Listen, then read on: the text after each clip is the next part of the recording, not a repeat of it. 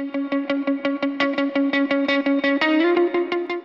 इस वीडियो में हम देखने वाले हैं क्लास क्लास के बारे में, क्लास का डिक्लेरेशन, क्लास का ऑब्जेक्ट कैसे बना सकते हैं हम, क्लास के अंदर पैरामीटर कैसे पास कर सकते हैं, इसके अंदर ऑप्शनल पैरामीटर कैसे पास कर सकते हैं, पोजिशनल पैरामीटर कैसे पास कर सकते हैं और बहुत सारी चीज़ें।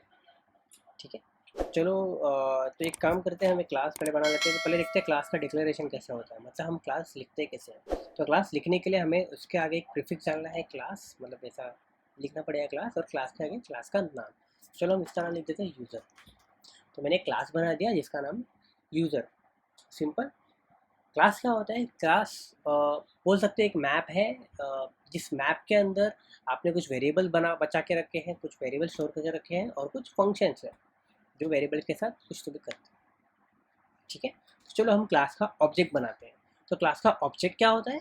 क्लास का ऑब्जेक्ट एक तरीका होता है जिसको यूज़ करके हम हमारा जो क्लास है उसको कांटेक्ट कर सकते हैं, उसके मेंबर्स को यूज़ कर सकते हैं और उसके फंक्शंस को कॉल कर सकते हैं। तो चलो एक उसका ऑब्जेक्ट बनाते हैं। तो हम उसका ऑब्जेक्ट कैसे बनेंगे?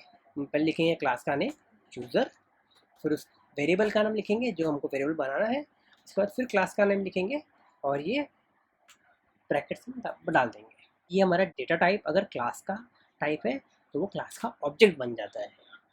ठीक है, और ये है हमारा वेरिएबल का नाम। तो इस वेरिएबल का टाइप क्या है? यूज़र। और इक्वल्स टू के बाद में हमने जो बनाया है इसे बोलते हैं कंस्ट्रक्टर। तो अगर हमें किसी भी क्लास का ऑब्जेक्ट बनाना है तो हमें यूज़ करना पड़ेगा कंस्ट्रक्टर। ठीक है, तो ये होता है हमारा कंस्ट्रक्टर। और अगर हमारे कंस्ट्रक्टर में कोई भी पैरामीटर पास नहीं हो रहा है तो इसे हम बोलते हैं डिफ़ॉल्ट कंस्ट्रक्टर। ठीक है, डिफ़ॉल्ट कंस्ट्रक्टर मतलब कि हमने क्लास के अंदर कुछ लिखने की ज़रूरत नहीं, लेकिन ये हमें बना बनाया मिल जाता है। ठीक है, तो चलो अभी हम मेंबर बनाते हैं क्लास के अंदर। तो क्लास के अंदर मेंबर क्या होता है? तो क्लास के अंदर जो मेंबर होता है ना, वो होता है प्रॉपर्टी। प्रॉपर्टी मतलब जैसे यूज़र का इस क्लास के अंदर मैंने एक वेरिएबल बना दिया स्ट्रिंग, उसका नाम, उसका वेरिएबल का नाम है स्ट्रिंग नेम। ठीक है, तो उसमें क्या होगा कि इस यूज़र के पास एक मेंबर है नेम। ठीक है, लेकिन अगर तुम ध्यान से कुछ अलग तरीके से सोचोगे तो ये यूज़र का नाम है नेम। ठीक है, तो इसका नाम है मतलब इसकी प्रॉपर्टी है। हम एक और चीज़ डाल सकते हैं, इंट एज। ठीक है, तो यूज़र की प्रॉपर्टी है एज। जब भी हम कोई मेंबर कोई वेरिएबल डिक्लेयर करते हैं एक क्लास में तो वो उसकी प्रॉपर्टी शो करता है। ठीक है, चलो देखते हैं कि हम ये दोनों एक्सेस कर पाते हैं क्या। तो चलो देखते, तो हमने यहाँ पे यूज़र डॉट नेम लिखा, चलो मिल रहा है हमें। फिर यूज़र डॉट एज लिखा तो हमें मिल रहा है। तो हम वेरिएबल को मतलब जो भी ऑब्जेक्ट बनाया हमने क्लास का, उस वेरिएबल को यूज़ करके हम क्लास के मेंबर्स को एक्सेस कर सकते हैं। चलो एक और चीज़ देखते हैं, क्लास के मेंबर्स हमने देख लिए, क्लास के फंक्शंस भी देखते हैं। तो क्लास के अंदर एक फंक्शन होगा वॉइड प्रिंट मी। ठीक है, अब क्या करेगा? अभी ये प्रिंट कर देगा जो भी नेम है और प्रिंट कर देगा एज। ठीक है, सिंपल। तो चलो देखते हैं कि हम प्रिंट में एक्सेस कर पाते हैं क्या। तो अगर मैं यहाँ पे प्रिंट नहीं, तो अगर मैं यहाँ पे यूज़र डॉट प्रिंट में लिखूँ तो देखो मैं एक्सेस कर पा रहा हूँ। ठीक है, अगर मैं यहाँ इसको पास जाऊँ तो ये मुझे यहाँ से यहाँ लेके चला जाता है। ठीक है, ये देखो, तो ये मैं यहाँ पे लेके जा रहा है, ये बता रहा है कि ये प्रिंट भी किसका है। ठीक है, तो इस तरह हम क्लास के ऑब्जेक्ट बना सकते हैं, क्लास के मेंबर्स को एक्सेस कर सकते हैं, क्लास के फंक्शंस को एक्सेस कर सकते हैं। चलो कुछ और देखते हैं, अभी हम इसको प्रिंट में कॉल करके देखते हैं क्या होता है। ठीक है, तो हमारे क्लास का नाम है क्लासेस, तो हम क्या करेंगे डॉट डॉट क्लासेस और डॉट को रन करेंगे और देखते हैं मिलता है। तो हमारे जो प्रिंट में वैल्यूज आ रहे हैं वो नल नल आ रहे हैं। तो क्या हो रहा है कि हमने प्रिंट में कॉल किया, प्रिंट मी के ऊपर चले हम यहाँ पे ऐसे लिख देते हैं कि प्रिंटिंग यूजर, और क्लियर हो जाएगा। फिर से रन करते हैं ऐसे dot classes dot dot printing user लिखा, फिर नल नल, तो प्रिंटिंग यूजर है और फिर नल नल। तो नल क्या होता है? नल एक डिफ़ॉल्ट वैल्यू है किसी भी वेरिएबल का, या फिर हम बोल सकते हैं किसी भी कस्टम क्लास का। तो जो यूज़र है ये हमारा कस्टम क्लास है, हमने इसे खुद से बनाया है और हमने इसे कोई भी वैल्यू नहीं दिया है, तो इसलिए इसका बाय डिफ़ॉल्ट वैल्यू नल होता है। ठीक है, चलो हम इसका नाम अपडेट कर देते हैं, विवेक लिख दिया, इसका एज लिख दिया 24। अब ट्राई करते हैं। तो अब अगर मैं ट्राई करूँगा तो मुझे विवेक और 24 दोनों प्रिंट होके मिल रहा है। ठीक है। तो इसका मतलब कि इसका जो वैल्यू है वो मुझे यहाँ पे मिल रहा है, मैं प्रिंट में भी एक्सेस कर पा रहा हूँ यहाँ से, ठीक है। लेकिन अभी मुझे अपडेट करना है तो क्या, अगर मुझे अपडेट करना है तो मैं करूँगा, तो अगर मुझे अपडेट करना है तो मैं क्या करूँगा, ये जो ऑब्जेक्ट बनाया हमने, object dot name equals to, चलो एक नया नाम डाल देते हैं सोनू, ठीक है। चलो इसका एज अपडेट कर देते हैं हम 25, ठीक है। 25 ये इंटीजर है इसलिए स्ट्रिंग नहीं लेगा ये, तभी ये इंटीजर हो गया। तब इसको मैं अगर रन करूँ डॉट क्लासेस डॉट डॉट, तो हम देखते हैं इसका नया नाम आ रहा है सोनू है 25, ठीक है। तो इस तरह हम इसके वैल्यूज़ अपडेट भी कर सकते हैं। लेकिन मुझे अगर ये दोनों चीज़ें ऐसे नहीं अपडेट करनी है, ये जब इनिशिएट होगा तभी अपडेट करनी है। तो जब भी हम कंस्ट्रक्टर बनाते हैं ना, तो एक क्लास इनिशियलाइज हो जाता है, ठीक है। तो क्लास क्या होता है, इनिशियलाइज हो जाता है, ठीक है। तो मेरा अभी ये आइडिया है कि चलो जब ये इनिशियलाइज होगा ना तभी इसे अपडेट कर देंगे, ठीक है। तो जब तुम्हारे दिमाग में यह है कि इसके इनिशियलाइजेशन पे इसको हमें इसके वैल्यूज़ एक्चुअली हम सेट करेंगे, जिसको अपडेट करना होगा उसके वैल्यू सेट करेंगे हम। तो इसको पहले यहाँ से निकाल देते हैं, क्योंकि हमेशा ये तो नहीं होगा, किसी का नाम राम होगा, श्याम होगा, तो हर किसी का अपना नाम अलग होगा। तो अभी हम क्या कर सकते हैं कि जब भी हम ये बनाएं तो हमको चाहिए कि इसका ये दोनों चीज़ें हमेशा हमेशा मिले। इससे क्या होगा कि जब भी हमारा यूज़र क्रिएट होगा या यूज़र का ऑब्जेक्ट क्रिएट होगा तो हमारे पास वो वैल्यूज़ हमेशा रहेगी, हमें एक्सटर्नली वेट नहीं करना पड़ेगा, ठीक है। और ये बहुत ही अच्छी प्रैक्टिस है कि हम कंस्ट्रक्टर के अंदर जितना चाहे उतना ज़्यादा इसके मेंबर्स के वैल्यूज़ ले लें, ठीक है। तो उसको करने के लिए हमको, अगर हमको नया ऑब्जेक्ट बनाना है विद सम मोर थिंग, तो उसके लिए हमको क्या करना पड़ेगा, हमें नया कंस्ट्रक्टर बनाना पड़ेगा। जैसे मैंने पहले बताया कि अगर आपको किसी भी क्लास का ऑब्जेक्ट चाहिए तो आपको कंस्ट्रक्टर बनाना पड़ेगा, ठीक है। कंस्ट्रक्टर के थ्रू ही उसका ऑब्जेक्ट मिलेगा। तो चलो हम इसका नया कंस्ट्रक्टर बनाते हैं। तो कंस्ट्रक्टर बनाने का तरीका क्या है, तो कंस्ट्रक्टर बनाने का तरीका है कि आप क्लास का नाम लिखो, पैरेंथेसिस ओपन करो, ठीक है, बंद करो, ठीक है। तो ये हमने कंस्ट्रक्टर बनाया। लेकिन अभी क्या करना है, हमको नेम और एज लेना है इस कंस्ट्रक्टर में। चलो इसमें लिख देते हैं, इसमें मुझे दिस डॉट नेम भी चाहिए, चलो ये छोड़।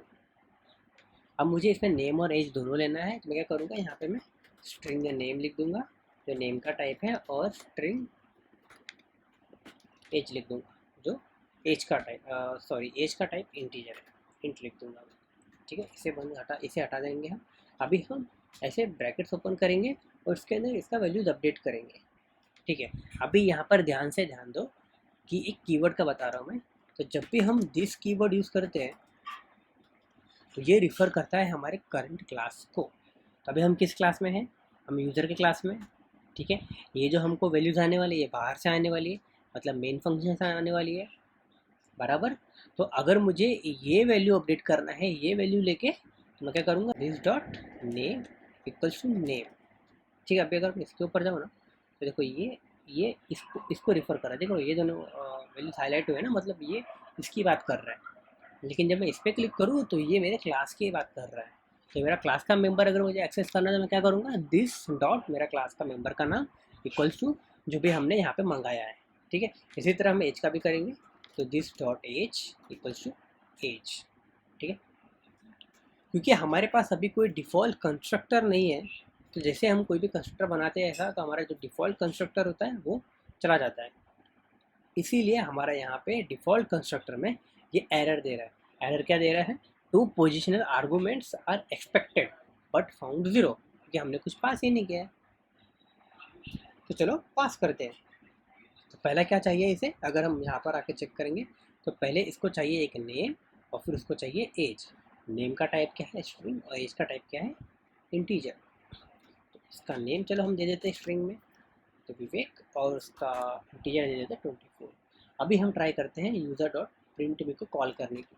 तो अगर मैं फिर से जाऊँ यहाँ पे, मेरे पास लिखो डॉट क्लासेस डॉट डॉट, तो यहाँ पे प्रिंटिंग यूज़र विवेक 24 इसने प्रिंट किया, ठीक है। अभी मुझे इसके वैल्यूज़ अपडेट करने हैं, तो मुझे अगर कभी भी वैल्यूज़ अपडेट करने हैं तो फिर से मैं क्लास का ऑब्जेक्ट एक्सेस करूँगा जो यहाँ पर है मेरे पास। तो अगर यहाँ पे लिखूँ यूज़र, तो मेरा ऑब्जेक्ट हो गया, तो user dot name equals to, अगर मैं सोनू लिखूँ तो मुझे अपडेटेड सोनू मिलेगा। तो देखो सोनू और मेरा एज वैसे का वैसा ही। तो ये था किस तरह हम क्लास को बना सकते हैं, क्लास के कंस्ट्रक्टर को बना सकते हैं, कस्टम कंस्ट्रक्टर, क्लास के फंक्शन को कैसे एक्सेस कर सकते हैं और क्लास के मेंबर को कैसे एक्सेस कर सकते हैं। ठीक है, जिस तरह क्लास का मेंबर क्लास की प्रॉपर्टी होती है, उसी तरह क्लास का फंक्शन क्लास का बिहेवियर होता है। ठीक है, तो ये जो प्रिंट में था, चलो प्रिंट में से कुछ काम का नहीं है, ठीक है, इसमें निकाल देते हैं। लेकिन काम का क्या हो सकता है, काम का हो सकता है कि डांस। ठीक है, मेरा यूज़र डांस भी कर सकता है ना, मैं लिख सकता हूँ कि वॉइड डांस, तो मेरा यूज़र का फंक्शन है डांस करना, तो ये इसकी बिहेवियर है। ठीक है, अगर मैं डांस करता हूँ तो मेरी बिहेवियर है डांस करना। ठीक है, अगर यहाँ पे मैं जैसे मैं बहुत जगह टॉक देता हूँ तो मैं यहाँ पे लिख दूंगा विद टॉक, तो वॉइड टॉक मतलब क्या हो जाएगा कि मैं टॉक दे सकता हूँ। ठीक है, और यहाँ से मैं यूज़र डॉट टॉक को एक्सेस कर सकता हूँ, यूज़र डॉट किधर डांस एक्सेस कर सकता हूँ। चलो हम कुछ प्रिंट करते इसके अंदर, print dollar issues, dollar name is talking.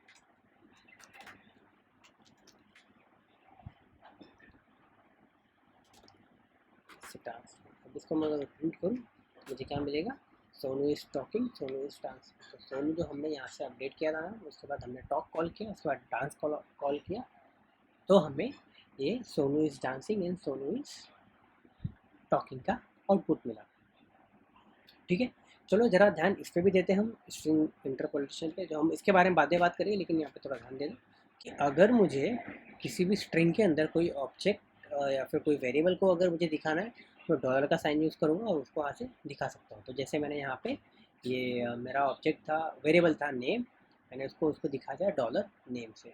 ठीक है, तो dollar name is talking, dollar name is dancing, तो नेम की जगह जगह पे जो भी आएगा यहाँ पर हमको प्रिंट मिल जाएगा, तो Sonu is talking, Sonu is dancing.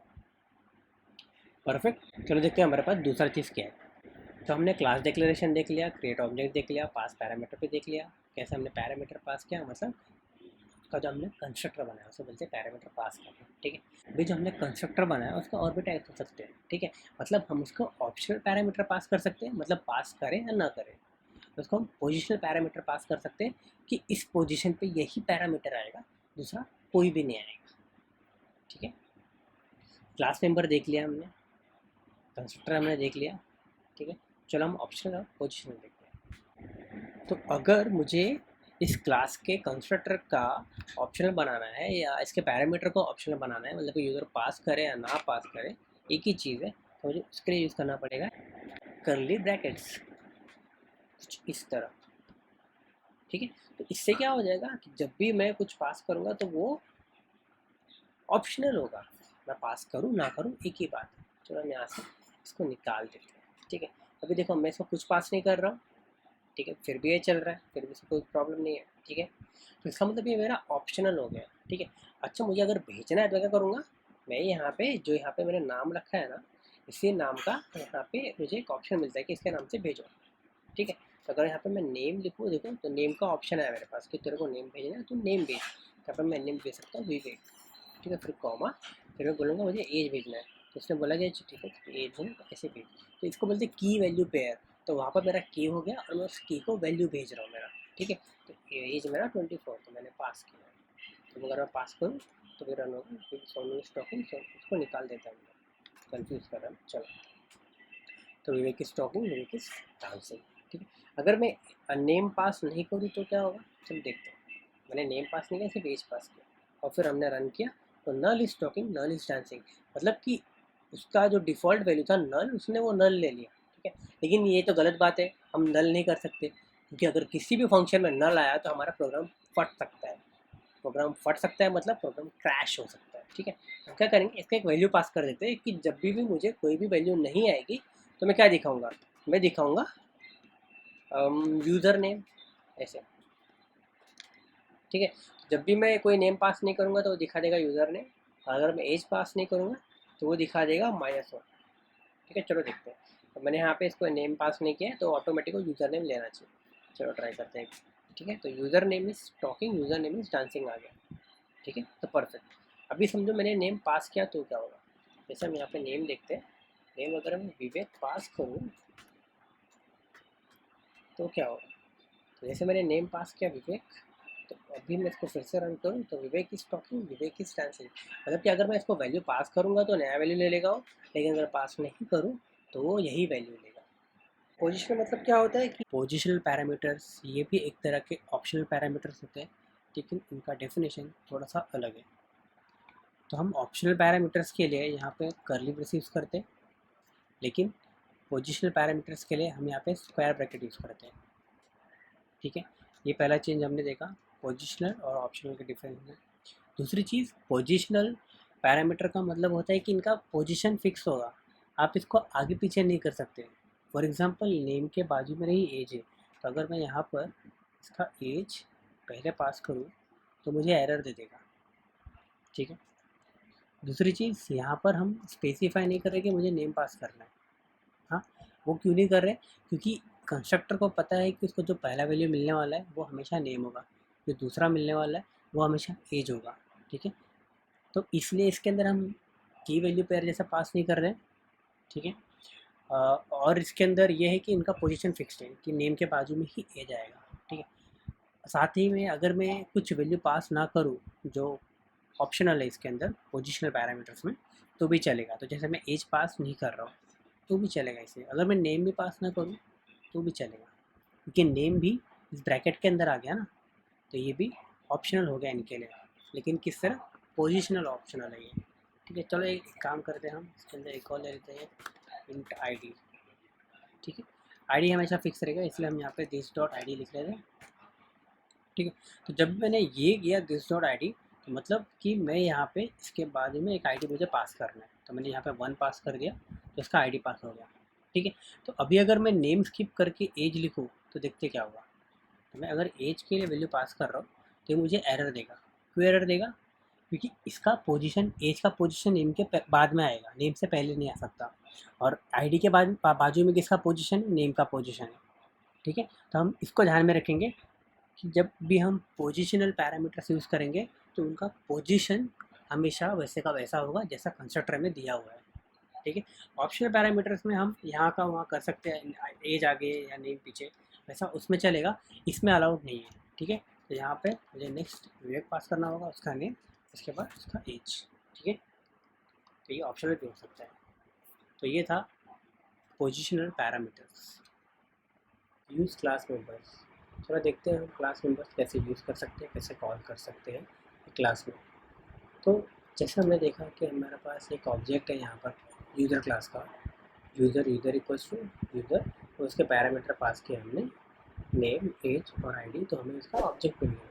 तो अगर हमें क्लास के किसी भी मेंबर को एक्सेस करना है, मेंबर को यूज़ करना है, तो हमें डॉट ऑपरेटर यूज़ करना पड़ेगा, मतलब ये वाला ऑपरेटर। तो इससे हमको एक्सेस करना है नेम। ठीक है, चलो प्रिंट करते हैं नेम। तो प्रिंट करूँगा मैं यूज़र और डॉट ऑपरेटर यूज़ करूँगा, उसके बाद में नेम लिख के उसको एक्सेस कर सकता हूँ। ठीक है, तो चलो अगर हम टर्मिनल में जाके इसको रन करें अभी, dart and classes dot dart, तो हमें विवेक मिल गया।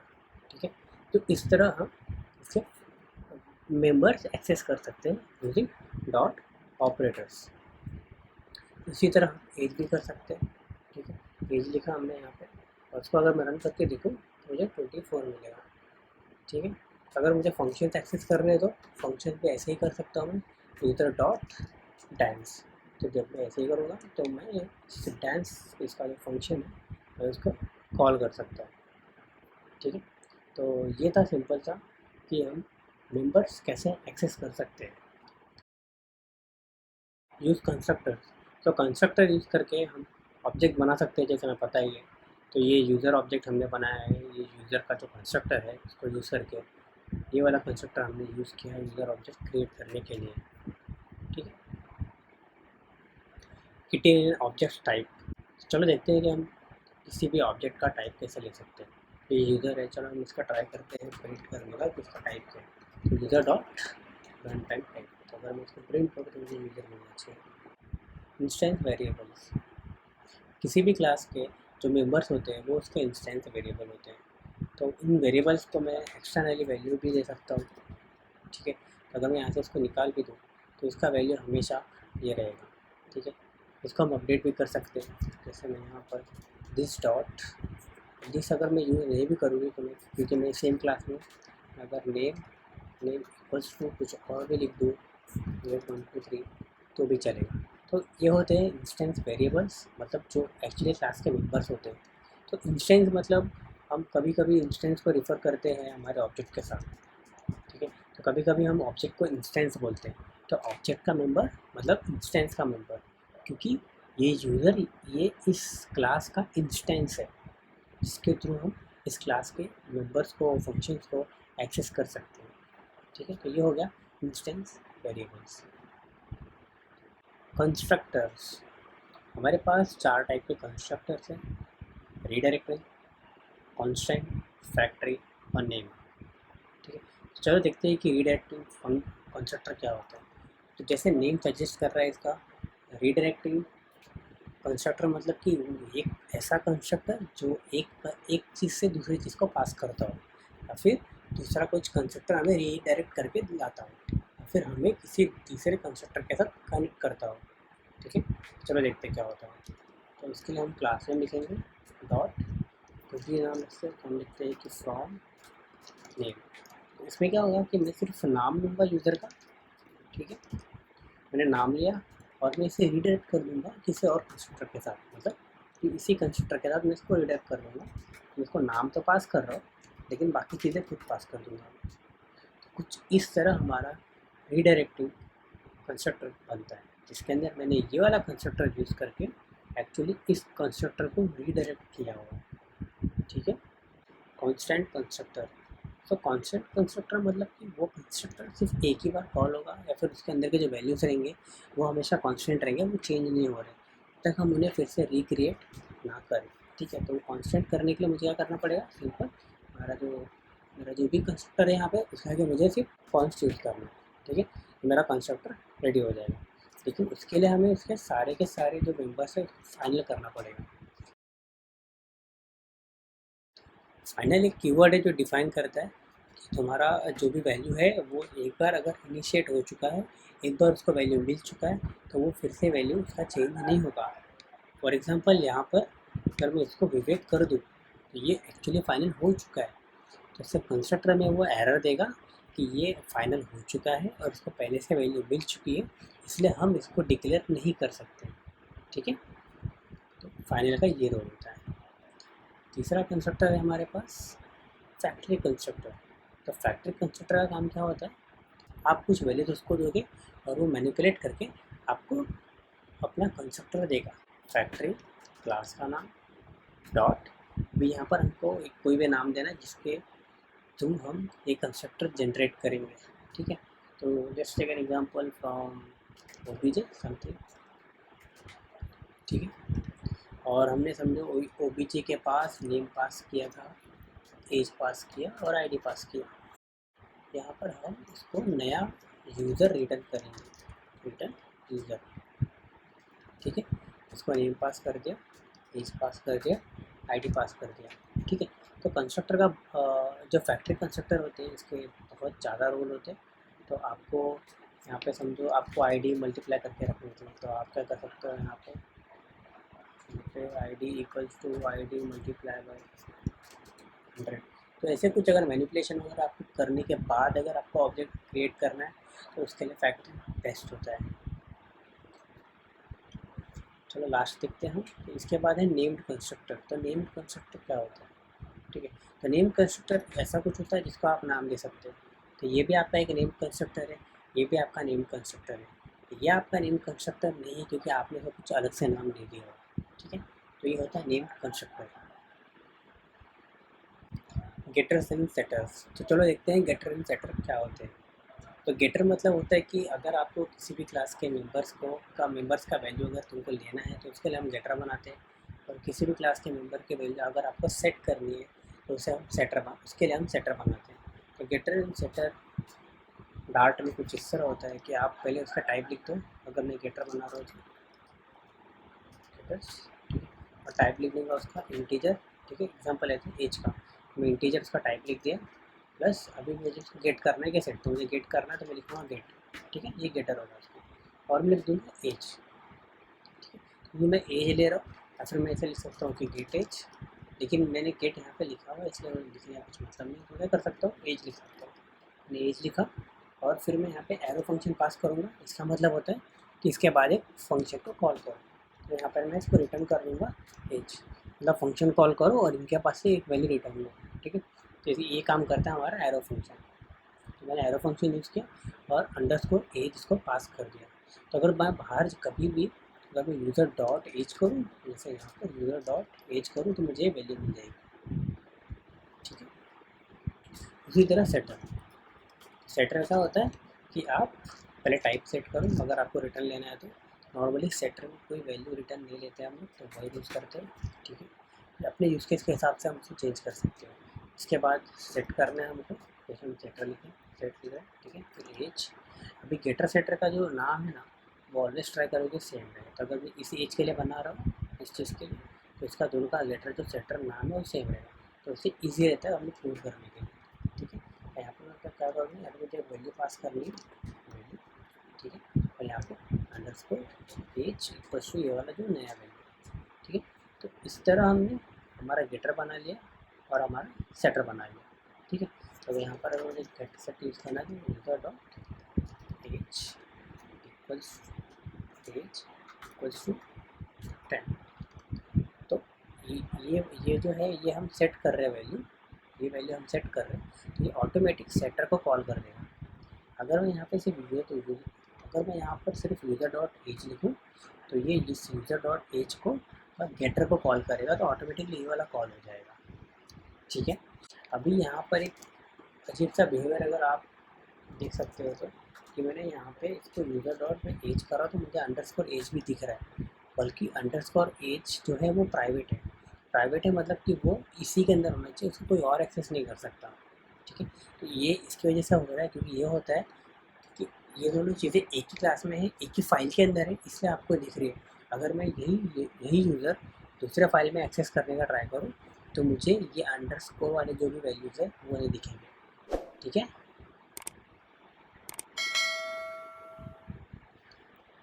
ठीक, तो उसके बाद abstract method and abstract class. तो एब्स्ट्रैक्ट क्लास क्या होता है, अगर मैं किसी भी क्लास के आगे एब्स्ट्रैक्ट लिख दूँ तो उसकी प्रॉपर्टी थोड़ी चेंज हो जाती है। चलो देखते हैं। मैंने एक क्लास बना दिया, क्लास मशीन, ठीक है, और मैंने इसके आगे एब्स्ट्रैक्ट लिख दिया। इससे क्या होगा कि अगर मैं यहाँ पे लिखूँगा वेट रन मशीन और इसके अंदर मैं कुछ भी ऐसे नहीं करूँ ना तो भी चलेगा, देख रहा हूँ। मैंने सिर्फ इसको डिफ़ाइन किया, इसका जो फंक्शन है उसको सिर्फ मैंने डिफ़ाइन किया और मैंने कुछ नहीं किया तो भी ये चलेगा। लेकिन अगर इसी क्लास को कोई और एक्सटेंड करे, इसके ऊपर हम और भी डिटेल में बात करेंगे, अभी के लिए बस इतना देखो। तो अगर मैं इसको एक्सटेंड करता हूँ मतलब ये होता है कि मैं इसकी प्रॉपर्टी इनहेरिट कर रहा हूँ, मतलब ये रन मशीन मेरे अंदर भी होना चाहिए। तो उसके लिए यहाँ पे एरर दे रहा है, तो क्या कर सकते हैं, वन मिसिंग ओवरराइड, मतलब ये बोल रहा है कि तुमने जिसको एक्सटेंड किया है, जिस मशीन को तुमने एक्सटेंड किया है उसका फंक्शन भी तुम ओवरराइड करो, उसका फंक्शन भी तुम तुम्हारे हिसाब से बताओ, ठीक है। तो मैं इसे ओवरराइड कर दूँगा। तो जैसे मैं ओवरराइड करूँगा तो मेरे क्लास में ये नया वाला फंक्शन आ जाएगा। तो अभी यहाँ पे मेरे पास ऑप्शन होता है कि मैं इसके अंदर कुछ भी करूँ, प्रिंट कर सकता हूँ कि यूज़र इज मशीन, ठीक है। तो ये होता है हमारा एब्स्ट्रैक्ट क्लास। एब्स्ट्रैक्ट मेथड क्या होता है, तो जो भी मेथड हम एब्स्ट्रैक्ट क्लास के अंदर लिखते हैं वो सब होता है एब्स्ट्रैक्ट मेथड। तो ये अगर मैंने क्लास के आगे लिख दिया है एब्स्ट्रैक्ट तो वो गया मेरा एब्स्ट्रैक्ट क्लास, और जो फंक्शन उसके अंदर लिखा है मैंने वो है उसका abstract method, simple. Implicit interfaces, तो अगर मुझे कोई भी इंटरफेस बनाना है जिसको मेरा दूसरा क्लास एक्सटेंड करे और उसके जो भी फंक्शन है उसको वो कॉल कर सके विदाउट जाने कि मैंने जो मेन क्लास है उसके अंदर मैंने क्या इम्प्लीमेंटेशन किया है, तो उसे कहते हैं इम्प्लिसिट इंटरफेस। फॉर एग्ज़ाम्पल यहाँ पर यूज़र ने ह्यूमन को एक्सटेंड किया है और साथ ही उसके अंदर जो बात का फंक्शन है, उसके अंदर जो बात वाला फंक्शन है उसको इसने ओवरराइड किया। क्या कर सकता हूँ, यहाँ पर लिख सकता हूँ सुपर डॉट बात। तो इससे क्या होगा, जैसे मैंने सुपर डॉट बात लिखा इसने इसका जो भी पेरेंट क्लास है, ठीक है, उसको कॉल कर दिया। मतलब अभी ये है कि मैं एक्चुअल इम्प्लीमेंटेशन यहाँ पर लिख सकता हूँ और जो भी उसको एक्सटेंड करेगा उसकी प्रॉपर्टी में उसको मैं ऐड कर सकता हूँ। यहाँ पर मैंने एक्चुअल कुछ भी फंक्शन नहीं लिखा, लेकिन फिर भी मैं उसके पेरेंट क्लास के फंक्शन को एक्सेस कर सकता हूँ और उसको मैं बोल सकता हूँ कि तू ये काम कर। साथ ही साथ मैं इसके अंदर मुझे अगर कुछ एक्स्ट्रा डालना है तो मैं वो भी कर सकता हूँ। फॉर एग्जांपल प्रिंट, तो मुझे बोलना है कि यूजर इज ऑल्सो बाकी,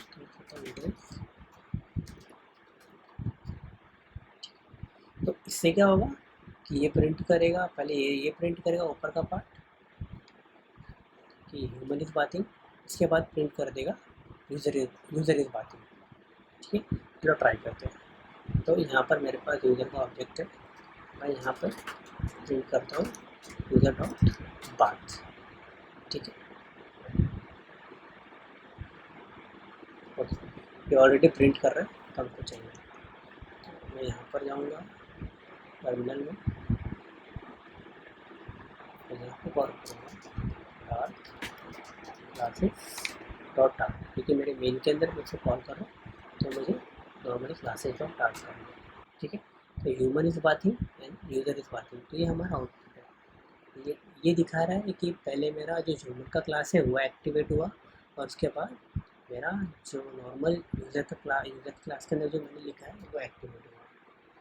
ठीक है, इसे बोलते हैं कि implicit interface.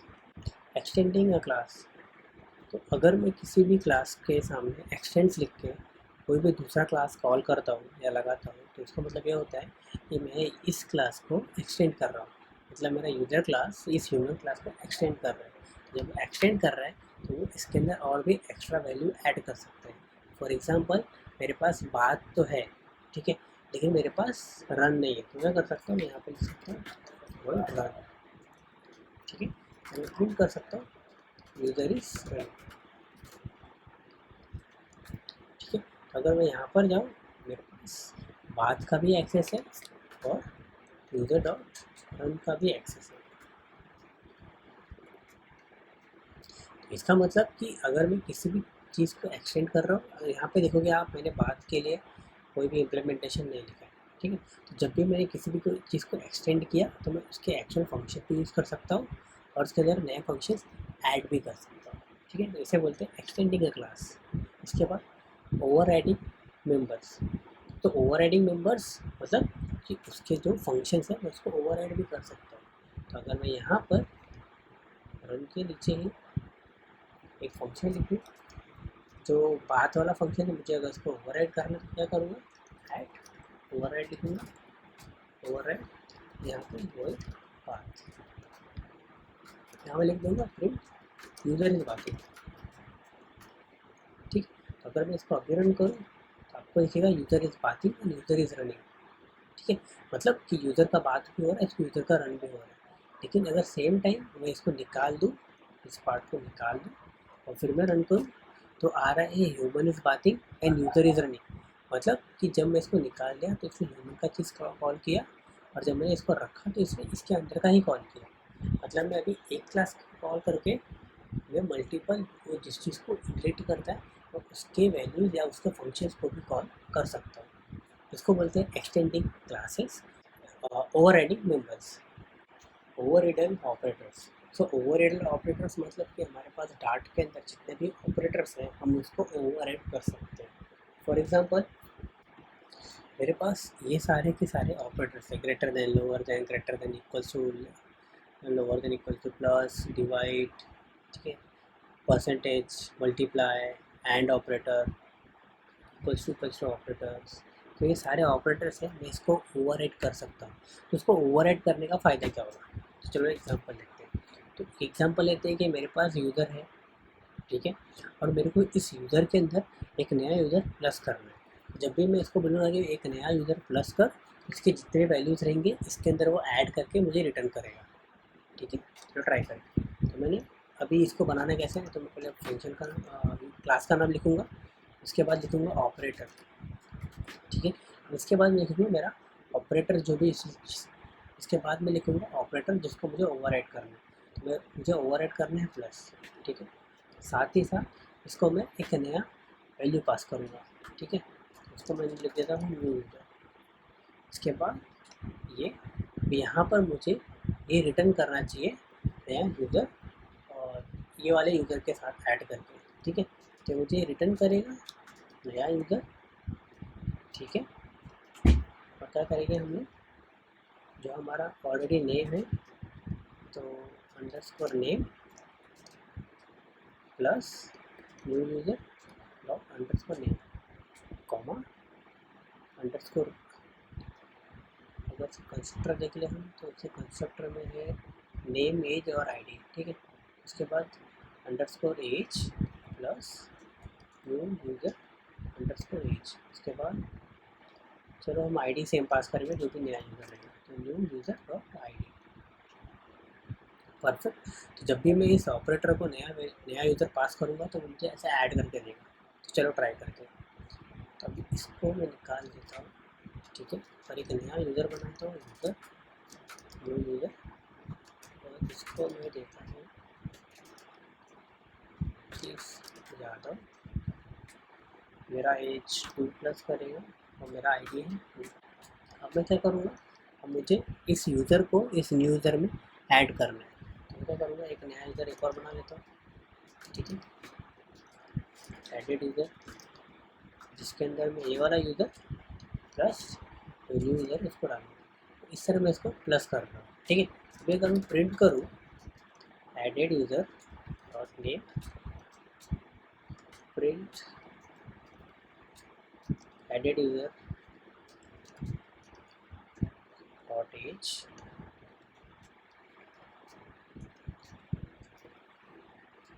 Same for ID, ठीक है।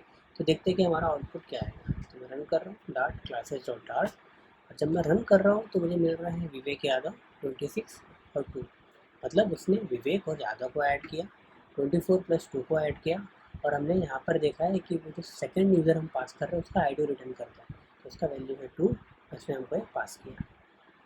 देख लेते हैं यहाँ पे भी। तो नेम के साथ नेम को प्लस ऐड किया, परफेक्ट। एज के साथ एज को ऐड किया, परफेक्ट। और फिर लास्ट में हमारे पास जो नया यूज़र है उसका आईडी पास कर दिया।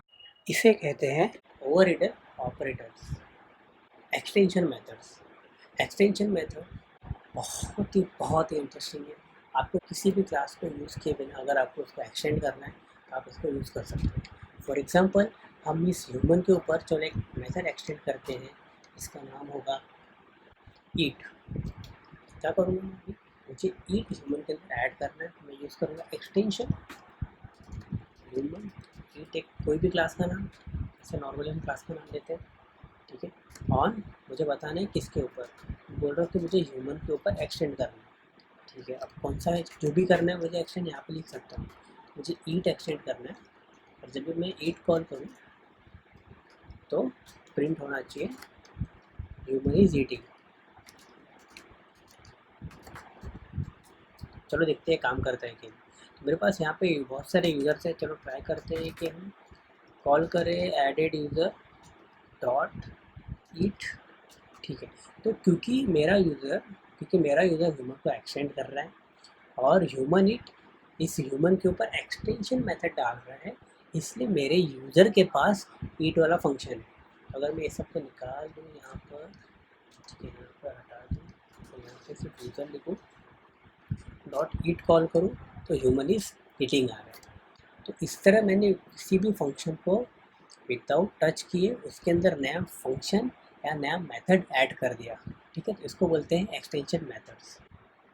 कॉलेबल क्लासेस भी एक बहुत ही इंटरेस्टिंग क्लास है। चलो देखते हैं क्या होता है। तो पहले मैं क्लास बनाऊंगा, ठीक है। तो नया क्लास बना लेते हैं हम लोग, क्लास नेम ही लिखते हैं, चलो। और उसके अंदर एक फंक्शन लिखते हैं स्ट्रिंग, उसका नाम रखेंगे कॉल, ठीक है। अब एक वैल्यू लेगा जो होगा स्ट्रिंग कॉल मी, ठीक है। और ये सिंपली प्रिंट कर देगा ये कॉल मी, ठीक है। तो ये हमारा सिंपल सा क्लास रेडी हो गया। फॉर्मेट कर लिया इसको।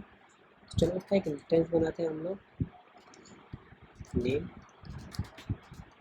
इक्वल्स टू नेम, ठीक है। तो मैं लिख दूँगा var call me equals to name hello there, ठीक है। इसको मैं प्रिंट करूँगा कॉल,